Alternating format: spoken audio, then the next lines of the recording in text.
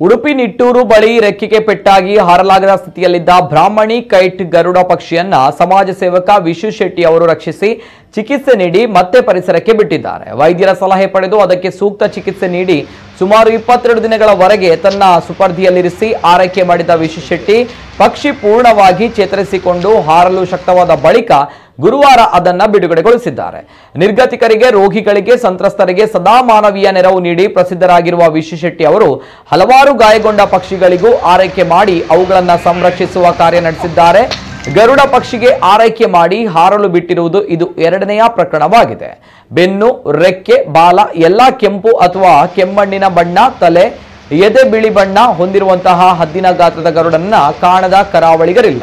ತುಳು ಭಾಷೆಯಲ್ಲಿ ಗೆಂದಗಿಡಿ ಎಂದೇ ಗುರುತಿಸಿಕೊಂಡಿರುವಂತಹ ಈ ಪಕ್ಷಿಯನ್ನ ಇಂಗ್ಲಿಷ್ನಲ್ಲಿ ಬ್ರಾಹ್ಮಿಣಿ ಕೈಟ್ ಎಂದು ಕರೀತಾರೆ.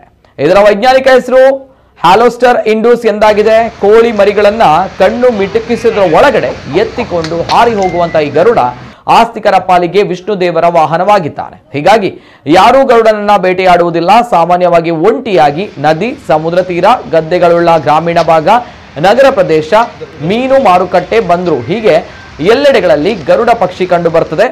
ಎತ್ತರದ ತೆಂಗಿನ ಮರ, ಬೋಗಿ ಮರಗಳಲ್ಲಿ ಕೋಲು ಕಡ್ಡಿಗಳನ್ನು ಸಂಗ್ರಹಿಸಿ ಅಸ್ತವ್ಯಸ್ತವಾಗಿ ಗೂಡು ಕಟ್ಟಿ ಸಂತಾನೋತ್ಪತ್ತಿ ಮಾಡುತ್ತದೆ ಈ ಗರುಡ.